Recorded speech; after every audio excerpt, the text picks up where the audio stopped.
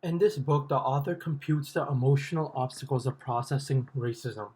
One emotion mentioned is anger and the effect that this emotion has on a person. Rankin illustrates the challenging enigma that a lot of people of color live through as they are faced with small occasions of bigotry. These small occasions are often the ones they are expected to simply let go of.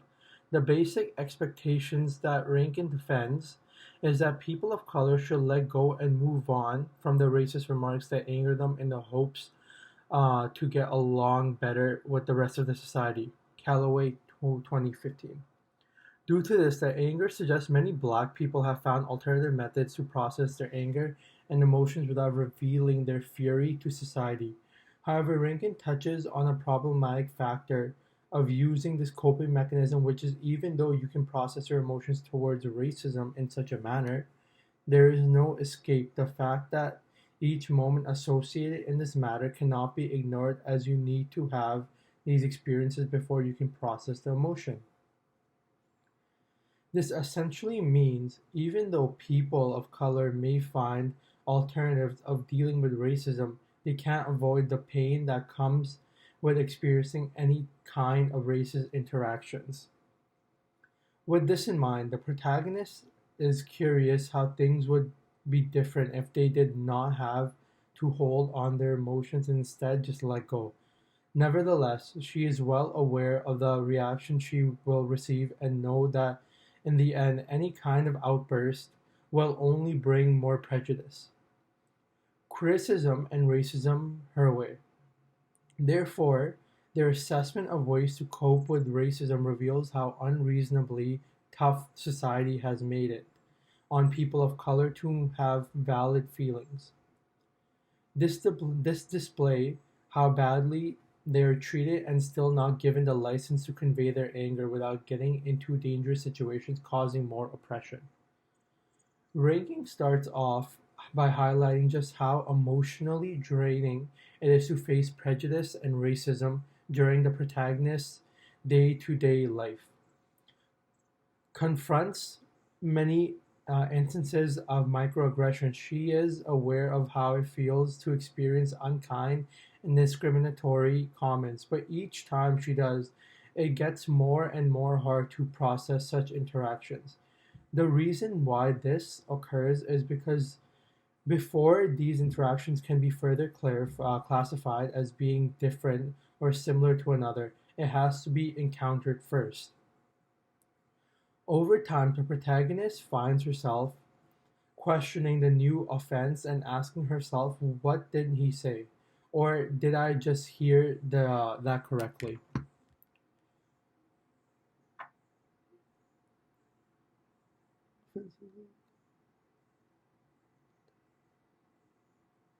This generally displays why a person may find it tough to deal with bigotry, or also known as microaggressions, which never concludes to pain because any type of defense mechanism used to shield a person from offense instances only leads to kicking after the preliminary transgressions that already took place.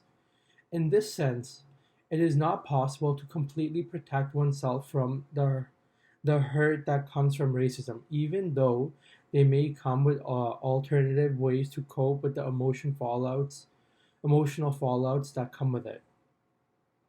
Since there is no way to ignore the painful emotions that come with receiving racist comments and actions, the author takes her audience and attention to the anger that comes with mistreatment.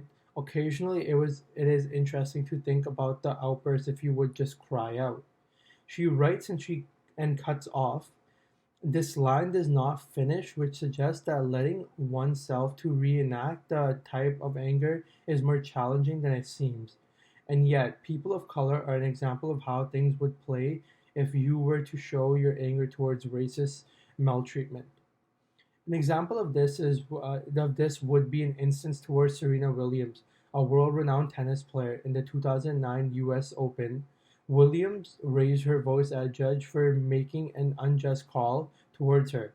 The author illustrates this as an outburst and considered offensive, but cannot ignore the fact that this outburst was needed and respects the fact that Williams reacted immediately to the injustice she was facing, and she was existing in that moment for fighting crazily against the obvious maltreatment and the bias against the athlete, as she is a black woman in a dominant sport, in a white dominant sport. This is an example of what it is like to allow anger to display. More importantly, it is essential to understand the author does not find Williams' anger unusual.